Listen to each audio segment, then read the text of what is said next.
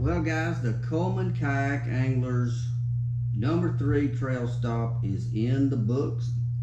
This was also known as the Smith Lake Super Regional. Several clubs came together and fished with us on this one, and the ACAT, which is a regional trail, came together to fish with us on this one.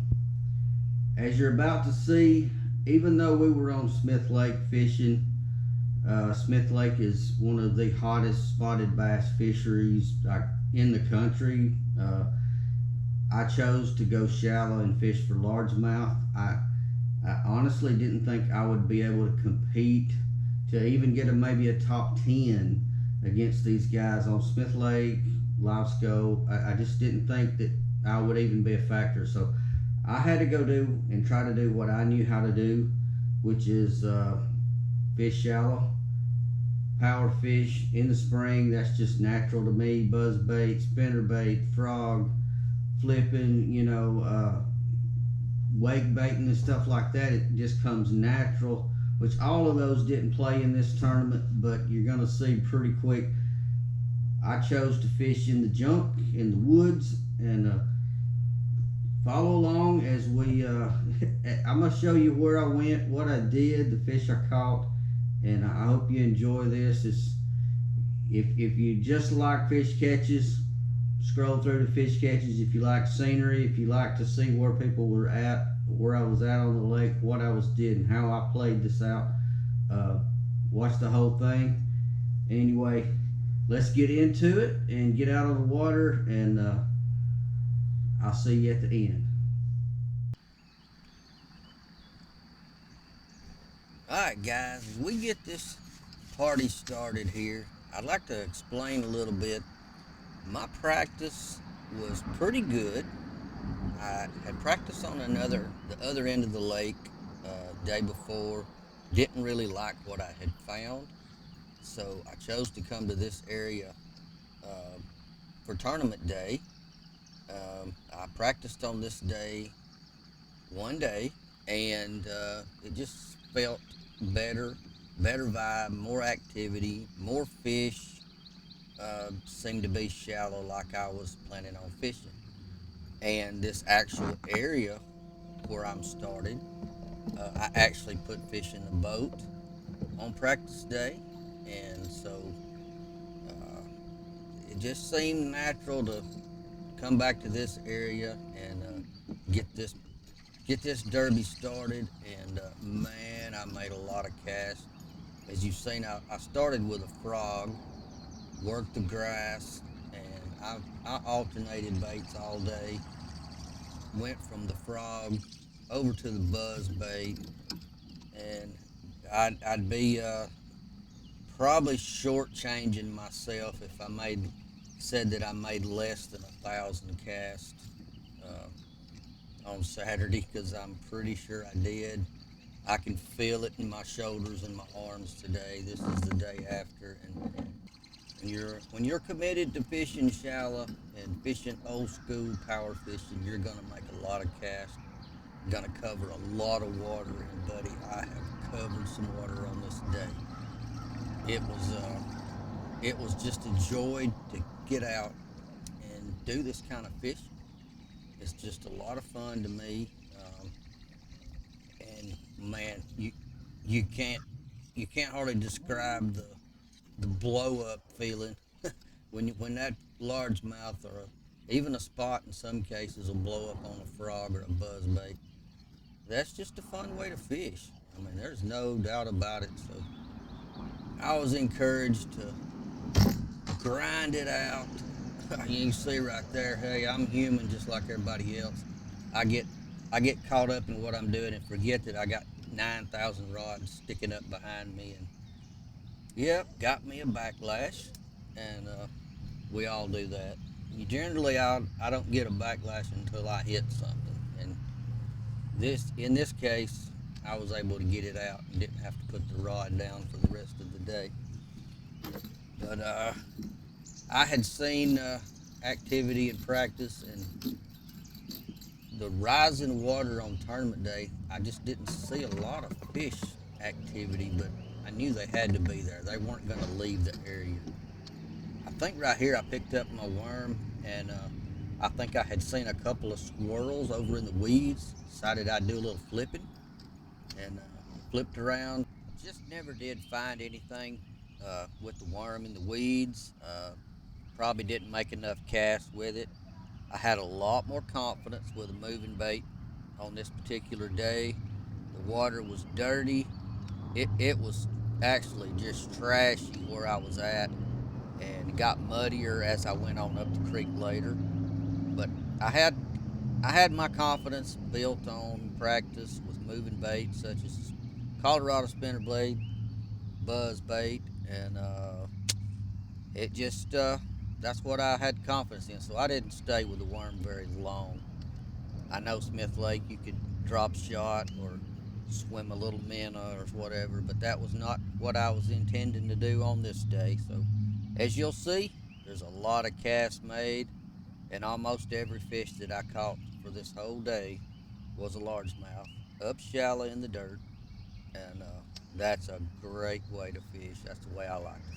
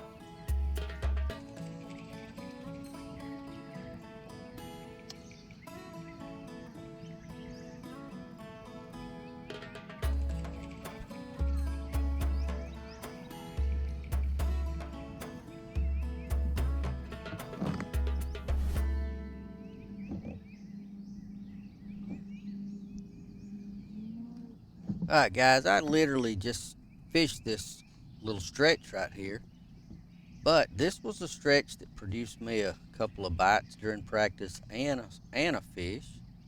So I had to give it one more try. Spinner bait didn't work, buzz bait didn't work, so I had to drag the frog out. And sometimes you just got a feeling, and you just you just got to believe some of these places that were so good in practice they got fish in them. Just got to figure out how to get them to commit and go after that bait. And sometimes it's just a feeling. You got to go with it, and it don't cost you anything to try.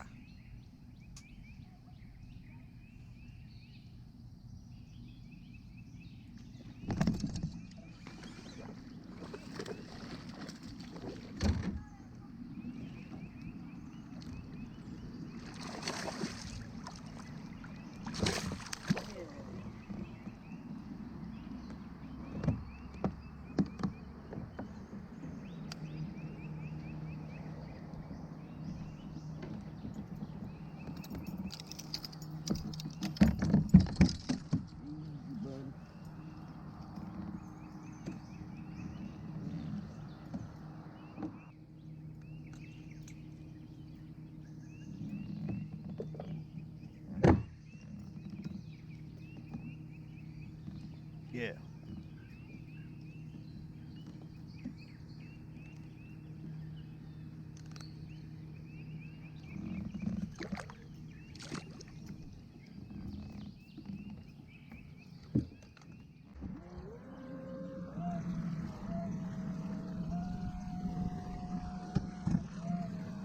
Well, after getting that fish picture took and recorded and submitted, I headed straight on down the lake just a little ways, swapped sides, and went to putting that frog back to work in another area where I had caught a fish during practice.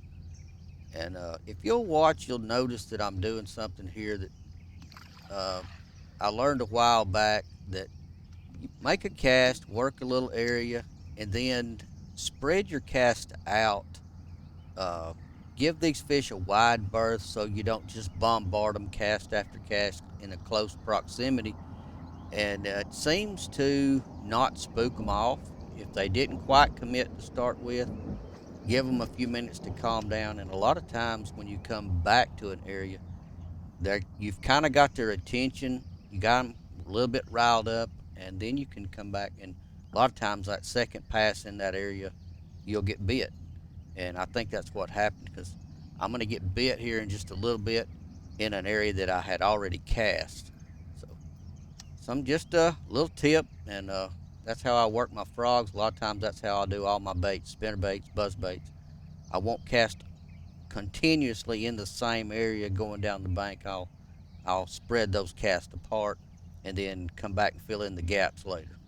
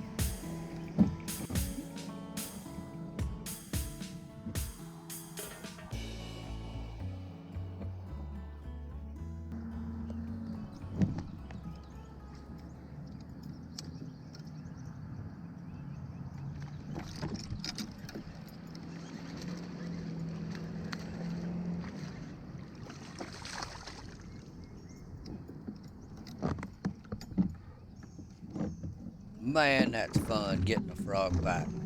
And now we have two fish on the board. We are halfway to our limit. Man, you talking about feeling good early in the morning. Frog bite definitely makes me happy.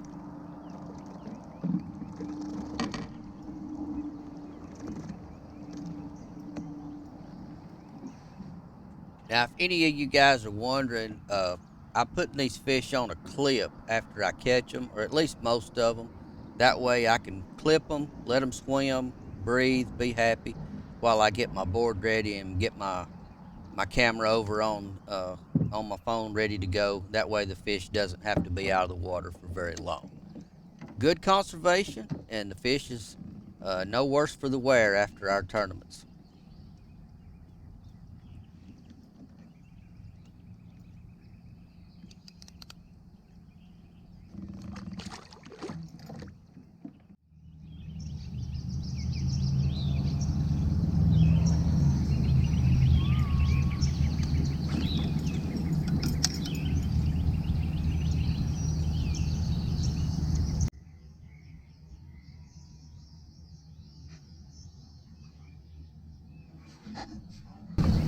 Oh man.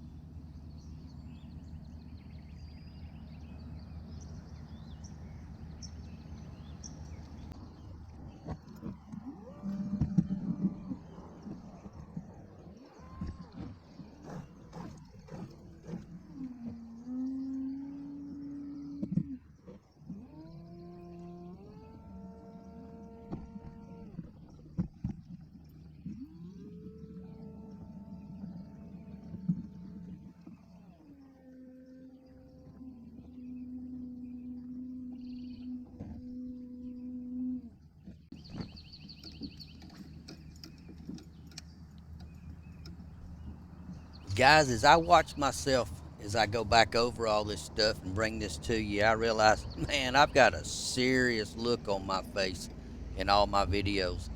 But don't ever for a minute let let you think that I'm not having a blast. Cause these topwater bites, man, this is the most fun time of the year.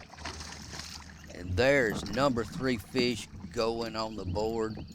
And at this point in the day, I am having a blast.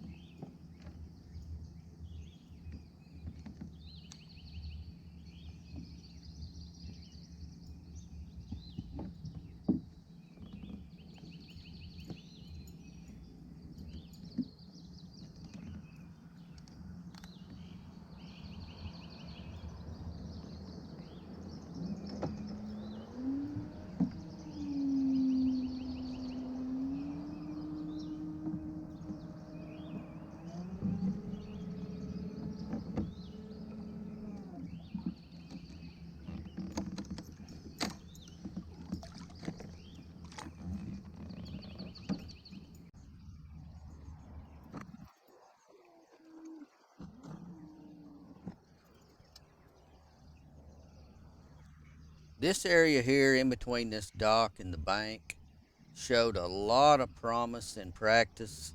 Had some bites, caught a fish, but unfortunately on tournament day, carp were having a spawn up in the grass. They had blown this area out. It was complete mud hole up in the grass and no bass to be found. So, yeah, some days you practice stuff. Uh, it's better than on practice day than on tournament day. But these circumstances can't be helped. It's just part of nature and it's just stuff that we have to deal with.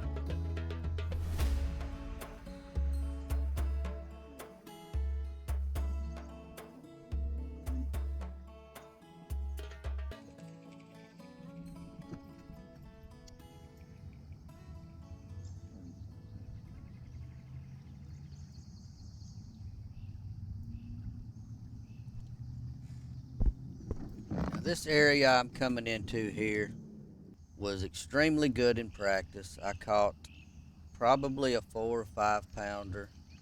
The water was not this high, uh, and so I was excited. I thought, man, the water rising is going to have even more fish. They're going to push up in the weeds and the bushes and all this vegetation. But kind of like my other spot that we just left, this one had been invaded with ducks and carp as well. As I got up in there, I found more carp and ducks kept flying out. They were feeding around, and the carp were really the main muddiers of the water, but the ducks they don't help. And just wasn't what I was expecting. Kind of heartbreaking to come up in here and not find a fish after my absolute biggest one in practice was found in here. But hey, that's just part of it, and all you do is fish your areas and move on to the next one.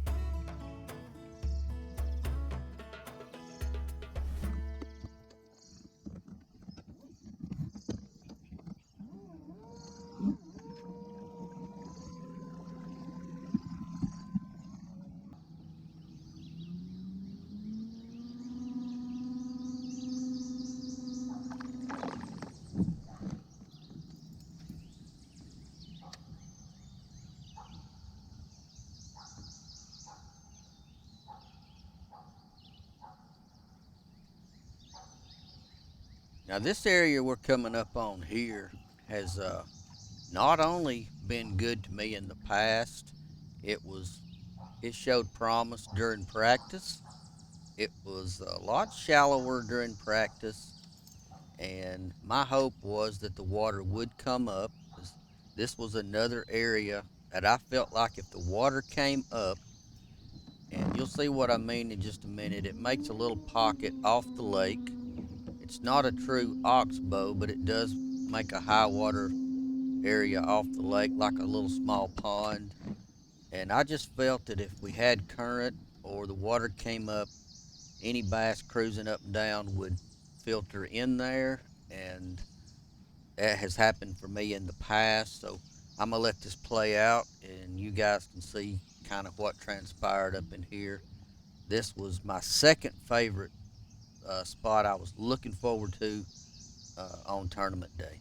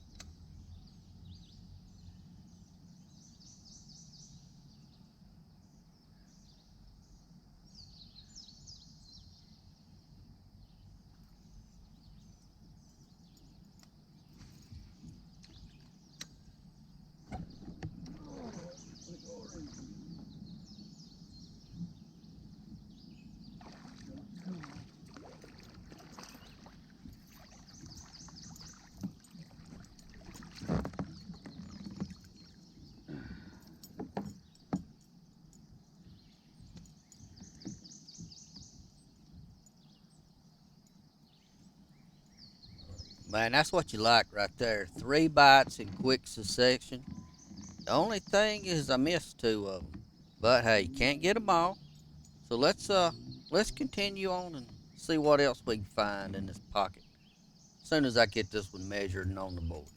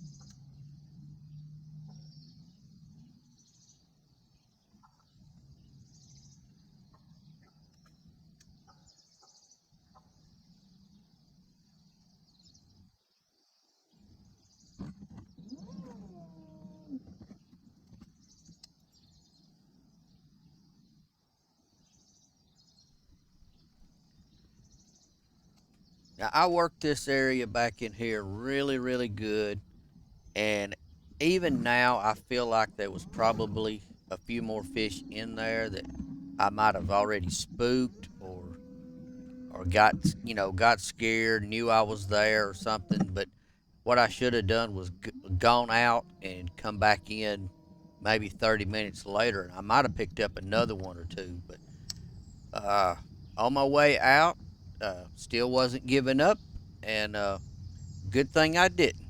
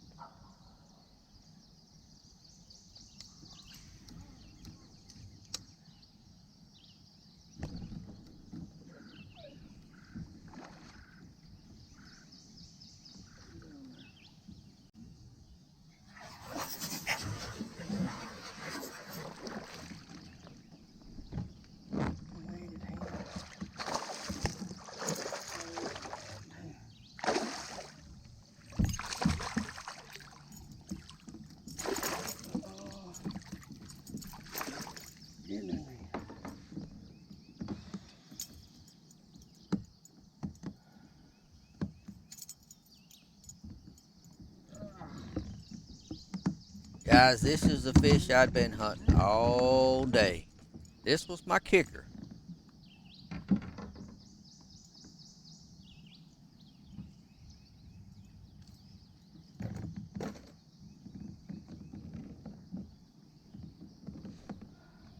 This is when your nerves and your adrenaline kick in when you realize, man, I've actually got a shot at this thing.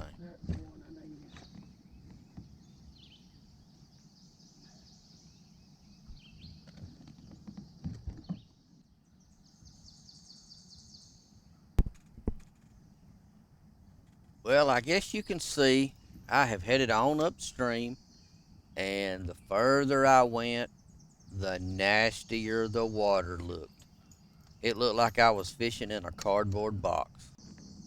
But hey, you never know. These fish tuck up tight to cover, and sometimes it makes them easier to find, but this wasn't to be the case today.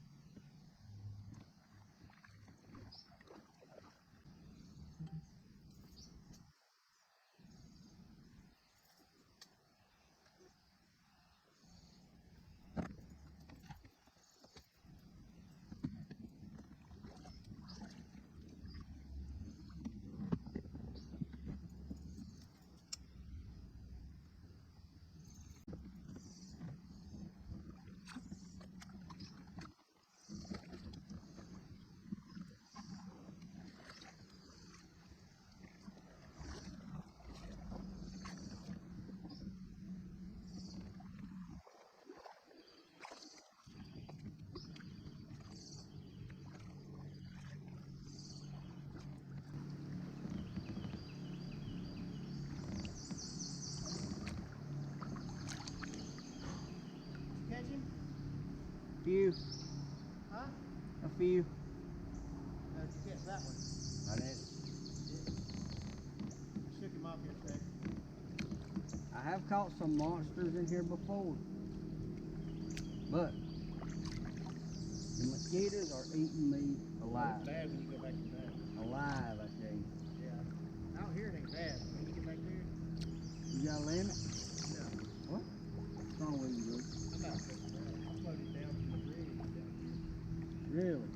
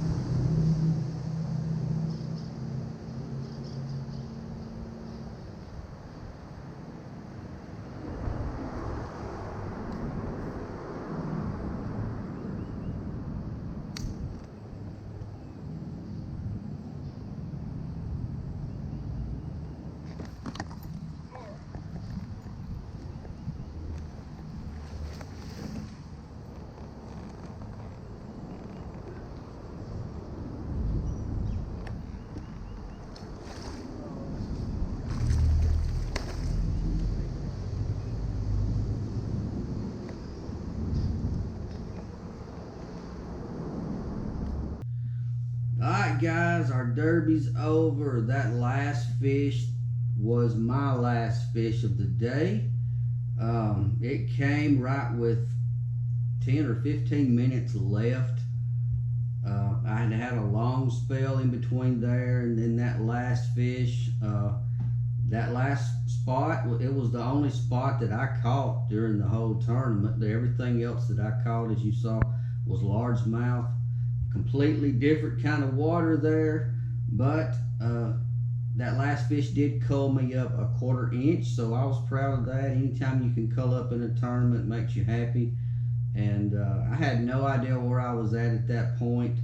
I just knew the standings had been turned off, and the last that I had seen, I had fell out of top 5 in both tournaments. I had struggled and stayed in there all day, and I knew I was really disappointed that I felt like, you know, I had it within my grasp, and it wasn't meant to be. But looking back, it was a tremendously fun day.